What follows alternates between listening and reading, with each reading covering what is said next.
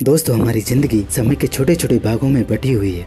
हमारी ज़िंदगी में कई दिन, कई घंटे, कई मिनट और कई सेकंड होते हैं, परंतु कुछ लोग इसी समय में उस मुकाम को हासिल कर लेते हैं जिनकी उन्हें चाहत होती है।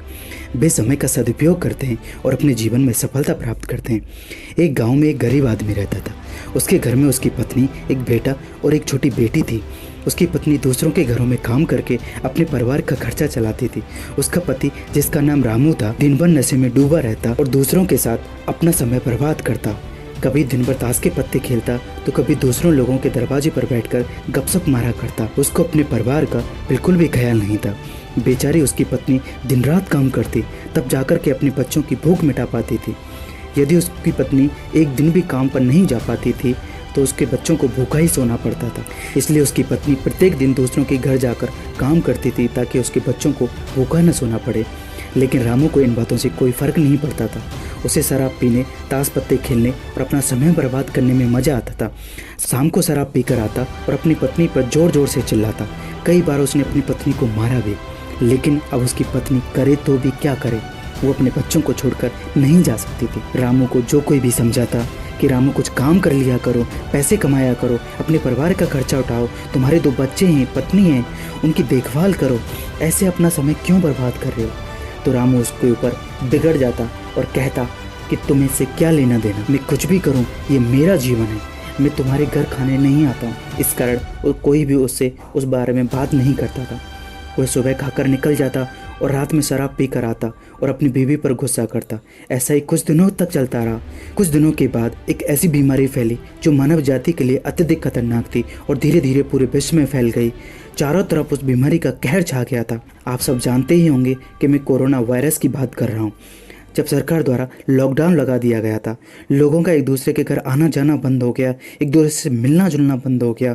सारी फैक्ट्रियाँ, सारे काम, सारी गाड़ियाँ इत्यादि वगैरह सब कुछ बंद कर दिए गए थे।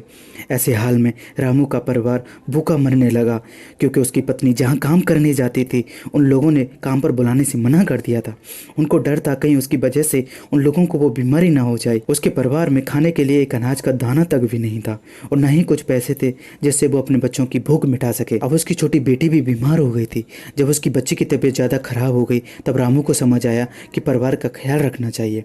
उसने अपनी बेटी को हॉस्पिटल लेके जाने के बारे में सोचा, लेकिन उसके पास हॉस्पिटल ले जाने के लिए पैसे नहीं थे। वो गाँव वालों के पास गया और पैसे मांगने लगा, लेकिन गाँव वालों ने ये कहकर मना कर दिया कि तब हम समझाते थे आपको कि कुछ काम कर लिया करो, पैसे कमा लिया करो, तब तो उल्टा हमको खरी खोटी सुनाते थे। अब हमारे पास पैसे नहीं हैं।